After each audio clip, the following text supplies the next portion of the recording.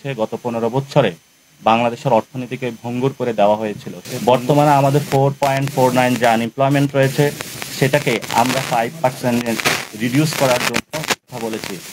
আমাদের বাংলাদেশের সেই একটি রক্তক্ষয়ী সংগ্রামের মধ্য দিয়ে 2024-এর 5 তারিখে আমরা একটি স্বাধীনতা পেয়েছি এবং যেটা 1971 সালে ধারাবাহিকতা ছিল। যে 71 সালে আমাদের রুটি রুজি এবং একটি বৈষম্যমূলক একটি রাষ্ট্র ছিল, সেটাকে কিভাবে হলো বাংলাদেশকে স্বাধীন করা যায় আমাদের লড়াইয়ে বীর সেনানীরা ছিল, তাদের পথ ধরে আমরা 24-এ মাঠে নেমেছিলাম। আমাদের এই সময়ে ছিল বড় একটি দাবি ছিল অর্থনৈতিক মুক্তি এবং সংগ্রাম। সে অর্থনৈতিক মুক্তি এবং সংগ্রামের ধারাবাহিকতায় বাংলাদেশে অনুষ্ঠিত হলো বর্তমান যারা সরকারে রয়েছেন তাদের উদ্যোগে এবং বিডার তত্ত্বাবধানে জাতীয় ন্যাশনাল যে সামিট, এই ইনভেস্টমেন্ট সামিটে অনেক দেশি বিদেশি উদ্যোক্তা অংশগ্রহণ করেছেন এবং এই সামিটে 3টি পার্টি অংশগ্রহণ করেছিল, বাংলাদেশ জাতীয়তাবাদী দল, জামায়াত ইসলামী এবং জাতীয় নাগরিক পার্টি। আমরা অংশগ্রহণ করেছিলাম। আমাদের 2 দিনে আমাদের স্লট ছিল। এই স্লটের মধ্যে অনেক ইনভেস্টর অংশগ্রহণ করেছিলেন, দেশি সুদীজন অংশগ্রহণ করেছিলেন। তারা আমাদের কাছে জানতে চেয়েছেন যে গণ অভ্যুত্থানটি হলো, এই গণ অভ্যুত্থানের এজেন্স অনুযায়ী আমরা কিভাবে ভবিষ্যৎ বাংলাদেশের রূপরেখা তৈরি করতে পারি এবং এনসিপিও ভবিষ্যৎ বাংলাদেশকে কি রূপে দেখতে চায়, সেখানে অর্থনৈতিক এবং বাসস্থান কেমন সৃষ্টি হবে সে বিষয়ে আমরা তাদেরকে ব্রিফ করেছি। এই 2 দিনের আলোচনা সভাতে যে বিষয়গুলো উঠে এসেছে সেই বিষয়গুলো আজকে আমি আপনাদের সামনে উপস্থাপন করব। আমাদের প্রায় অসংখ্য দেশ, কানাডা, ইউএস, আমেরিকা এবং ইউকে, চায়না, অনেকগুলো দেশ, বড় বড় কান্ট্রিগুলো যারা ইনভেস্টমেন্ট হাব হিসেবে বাংলাদেশকে বেছে নিয়েছে, তারা আমাদের সাথে কথা বলেছে। আমরা তাদেরকে আশ্বস্ত করেছি যে বাংলাদেশে যে প্রবলেমগুলো বর্তমানে রয়েছে, গত 15 বছরে বাংলাদেশের অর্থনীতিকে ভঙ্গুর করে দেওয়া হয়েছিল, সেই ভঙ্গুর থেকে ঘুরে দাঁড়ানোর জন্য নতুন পলিটিক্যাল কমিটমেন্ট তারা চেয়েছে। আমরা সেই জায়গা থেকে, পার্টিগত জায়গা থেকে তাদের সেই পলিটিক্যাল কমিটমেন্টটা নিশ্চিত করেছি। সাথে সাথে আমরা বলেছি বাংলাদেশ আগামীতে একটি ইনভেস্টমেন্ট হ্যাভেনে রূপান্তরিত হবে এবং সেই জায়গা থেকে ইয়াং জেনারেশনকে আমরা একসাথে নিয়ে ঐক্যবদ্ধভাবে এই ইনভেস্টমেন্ট হ্যাভেনের জন্য কাজ করে যাব। সেই ক্ষেত্রে বর্তমান পরিস্থিতিতে তাদেরকে আমরা বলেছিলাম যে সমস্যাগুলো এসেছে। আমাদের বর্তমানে ইজ অফ ডুইং বিজনেস ওয়ার্কের যে র্যাঙ্কিং আছে 168, 190, সেটা আমরা বলেছি টপ 50 কান্ট্রিজের মধ্যে আমরা নিয়ে যাব। এই পলিটিক্যাল কমিটমেন্টটা আমরা তাদেরকে দিয়েছি। যদি নাগরিক পার্টি ক্ষমতায় যায় আমরা টপ 50 কান্ট্রির মধ্যে নিয়ে যাব। আমরা তাদেরকে আরও বলেছি আমাদের যে এখন অ্যানুয়াল এফডিআই যে ফ্লোটা রয়েছে সেটা 1.3 বিলিয়ন রয়েছে। আমরা সেটাকে বলেছি আমরা $50 উন্নীত করব এবং যদি আমাদের তারা কিছু বিষয় তাদের এখতিয়ারে রেখেছিল, সেখানে রিনিউয়েবল এনার্জি সেক্টরে যেটা আমরা বারবার ফোকাস করেছিলাম এবং সেখানে গুরুত্ব আরোপ করেছিলাম। আমাদের বর্তমানে যে 2.88% যে রিনিউয়েবল এনার্জি কন্ট্রিবিউশন রয়েছে সেটাকে আমরা 30% রূপান্তরিত করার জন্য সরকার এবং তাদেরকে কমিটমেন্টের একটা জায়গায় আমরা দিয়েছি। এবং আমাদের বর্তমানে যে গণ অভ্যুত্থানটা হয়েছিল, আনএমপ্লয়মেন্ট বর্তমানে বড় সংখ্যক রয়েছে, তাদের মধ্যে যারা আনএমপ্লয়মেন্ট হয়েছে তাদেরকে কিভাবে তাদের এবং তার চাকরি নিশ্চিত করা যায় সেই জন্য আমরা তাদের সাথে কথা বলেছি।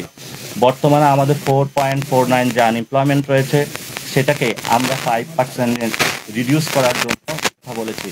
অর্থাৎ আমরা এটাকে একদমই যতটুকু পারি ততটুকু রিডিউস নিয়ে আসবো এবং সেখানে হলো আনএমপ্লয়মেন্টের যাতে কোনো সুযোগ না থাকে, সবাই যাতে ঘরে ঘরে চাকরি নিশ্চিত করা যায়।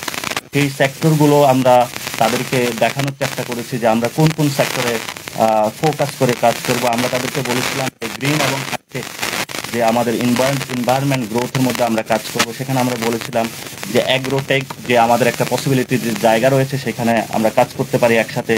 আমরা সেখানে রিনিউয়েবল এনার্জিতে কাজ করতে পারি, আমাদের হেলথ কেয়ার সেক্টর রয়েছে সেখানে কাজ করতে পারি, আমাদের লাইটিং যে একটা সেক্টর রয়েছে।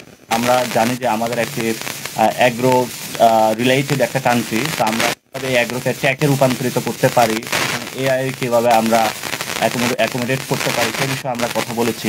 এবং আমরা এখানে একটা ম্যানুফ্যাকচারিং হাব, পুরো বিশ্বের একটা ম্যানুফ্যাকচারিং হাব বানানো যায় সেই বিষয়ে তাদেরকে কথা বলেছি। এবং আমরা তাদেরকে কমিটমেন্টের জায়গা বলেছি যে ইনভেস্টমেন্ট হ্যাভেন যে যখন রূপান্তরিত হবে সেখানে সাথে সাথে অটোমোবাইল যে ইন্ডাস্ট্রি রয়েছে পুরো বিশ্বে যেভাবে এটা গ্রো আপ করছে, সেখানে ইভি ইন্ডাস্ট্রি যেটা রয়েছে সেটাতে কিভাবে বাংলাদেশকে একটি নতুন সোর্সিং এর জায়গা নিয়ে আসা যায় সে বিষয়ে আমরা তাদের সাথে কথা বলেছি।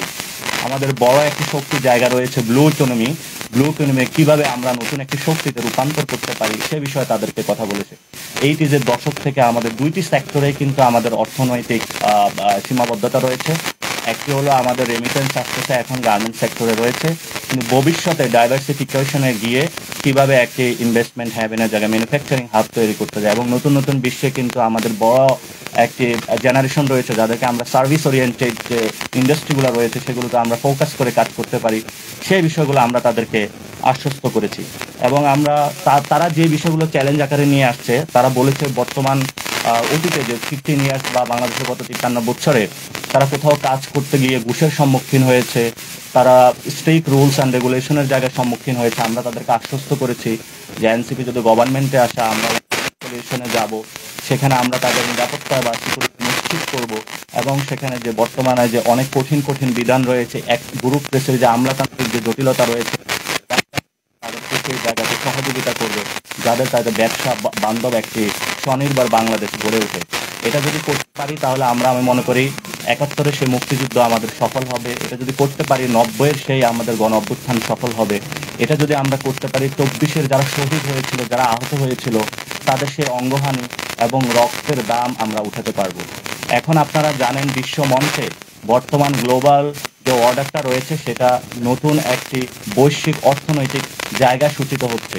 সেখানে আগের যে জায়গা ছিল পারমাণবিক জায়গায় সবার শক্তি প্রদর্শন করতে, এখন নতুন একটি গ্লোবাল অর্ডার হচ্ছে।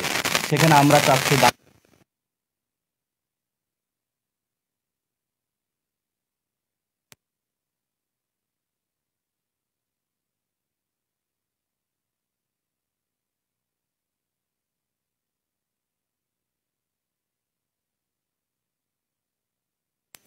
অধিকাংশ মানুষ ছিল মার্জিনালাইজ পিপল।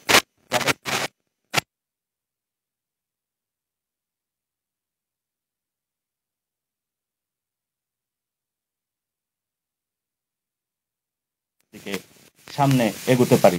এবং আমরা আরেকটা যে বিষয় তারা একটা ফাইন্যান্সিয়াল সেক্টর নিয়ে কথা বলেছিল। গত 15 ইয়ার্সে আমাদের মানি লন্ডারিং এর কারণে এবং অনেক মাফিয়াতন্ত্র সৃষ্টি হয়েছিল ব্যাংকিং খাতে।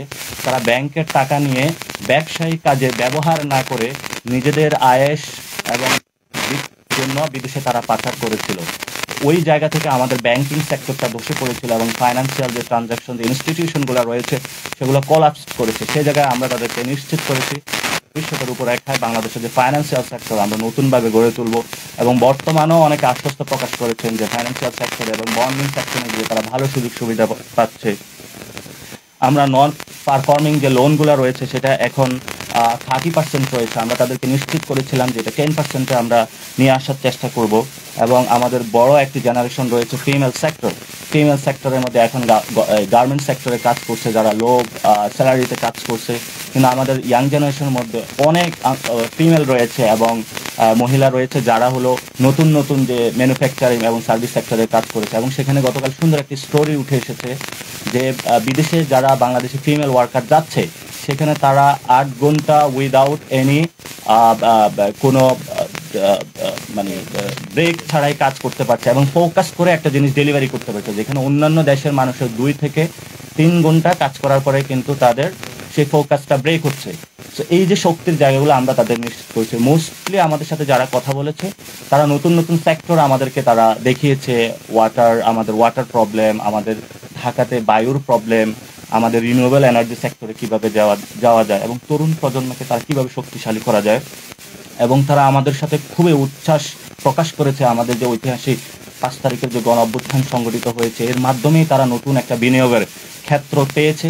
তো আমাদের এই সামিটটাতে আমরা নেটওয়ার্কিং সৃষ্টি করেছি, আমরা তাদেরকে আশ্বস্ত করেছি এবং তারা আশ্বস্ত হয়েছে ভবিষ্যৎ বাংলাদেশ এটা সুফল ভোগ করবে।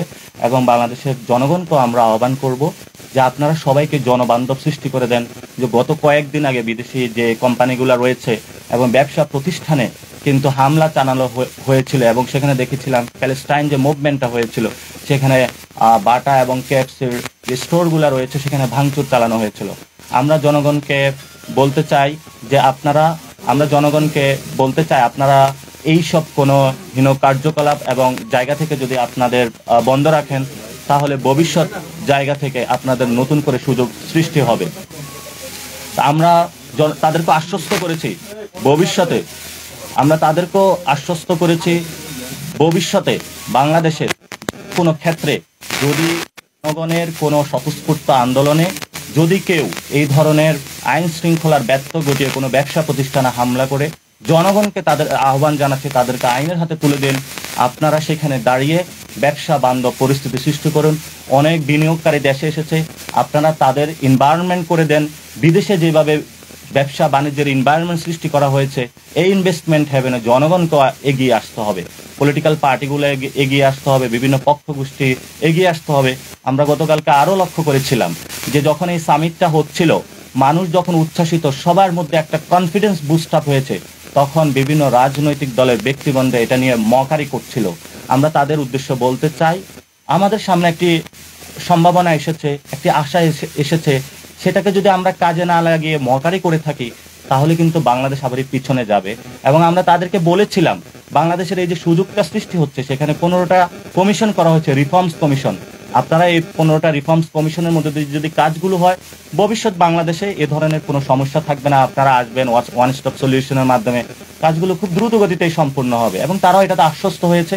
তারা বলছে এই কমিটমেন্টের জায়গায় যাতে সবাই থাকে, এবং সবগুলো গ্রুপের সাথে তারা কথা বলেছে। এবং আমরা আশা করি বাংলাদেশের ভবিষ্যতে যেই কোনো ব্যবসা হোক, প্রতিষ্ঠান হোক, এটা বাংলাদেশি হোক, বিদেশি হোক, কাউকে ডিস্ট্রাকটিভ কোনো কাজে না যাওয়ার আহ্বান জানাচ্ছি। এবং আপনারা ধৈর্য ধারণ করবেন, আমরা স্বতঃস্ফূর্ত আন্দোলন করব। পৃথিবীর যেখানে মানুষ নির্যাতিত হোক, আমরা তাদের সাথে সংহতি জানাবো, আমরা তাদের সাথে পাশে আছি। আমরাও নির্যাতিত, সেখানে তাদেরকে আমরা এটাও আশ্বস্ত করেছি, আমাদের বিজনেস যে কালচারটা এখনো ফুলি ডেভেলপ হয় না, আমরা সেটা তো যাতে কাজ করতে পারি। আর্ট কালচার, আমাদের সফট পাওয়ার গুলো আছে, সেটা কাজে লাগে। মিডল ইস্টে যারা আসছে, আমাদের বড় একটা মাদ্রাসা সেক্টর রয়েছে, যাদের ওইখানে অনেক আনএমপ্লয়মেন্ট রয়েছে। আমরা সেখানে বিদেশি মিডল ইস্টের যারা, তাদেরকে বলেছি যে তারা কিন্তু আরবি জানে, আপনারা তাদেরকে নেন এবং এখানেও আসেন। আপনারা কোনো ইন্ডাস্ট্রি দিলে আমরা তাদের সে ভাষার যে স্কিলটা রয়েছে সেটা কাজে লাগাতে পারবো। এবং আমরা ফিমেল সেকশন থেকে সবগুলো সেক্টরকে কিভাবে কাজে লাগানো যায়, সবগুলোর সাথে বিষয়ে কথা বলেছি। আমরা আশা করি এই ভবিষ্যতে যেই আমাদের যাত্রাটা শুরু হয়েছে, এটা অনেক ভালো হবে। এবং আমরা আমাদের থেকে আশাবাদী, আশা করি দেশের মানুষ ইনশাল্লাহ আশাবাদী হবে। এই পর্যায়ে আমরা কিছু প্রশ্ন নিব। আপনারা যদি কোনো প্রশ্ন থাকে এই বিষয়ে একটু প্রশ্ন করতে পারেন।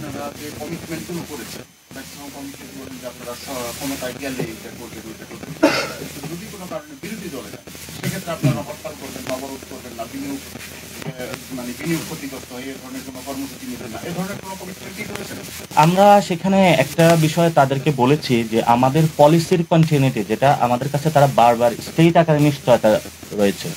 এই জন্য হলো যে কোনো পার্টি গভর্নমেন্টে যাক, বিরোধী দলে থাকুক, সবগুলো মিলিয়েই কিন্তু তারা স্টেটের কাছে কন্টিনিউটি রয়েছে। তো বর্তমানে যেই রিফর্মস কমিশনগুলো গঠন হয়েছে, সেগুলোর যদি কন্টিনিউটি থাকে, আমরা আশা করি একটা বিজনেস ফ্রেন্ডলি পলিসি পাবো। এবং আমরা এই ধরনের নতুন যে বাংলাদেশে, সেখানে হরতাল, ভাঙচুর এবং জনগণের ক্ষতি এবং যেগুলোর মধ্যে আসলে ডিস্ট্রাকটিভ পলিটিক্স, সাউথ এশিয়ান পলিটিক্সের মধ্যে সেই কালচারটা নেই। তো আমরা এগুলো তাদেরকে কমিটমেন্ট দিয়েছি যে রাজনৈতিক দল হিসাবে আমরা এই জায়গাতে প্রতিশ্রুতিবদ্ধ থাকবো এবং ভবিষ্যৎ বাংলাদেশে যতগুলো ইনস্টিটিউশন রয়েছে সবাইকে নিয়ে ঐক্যবদ্ধভাবে কাজ করে বিনিয়োগের পরিবেশটা আমরা নিশ্চিত করবো।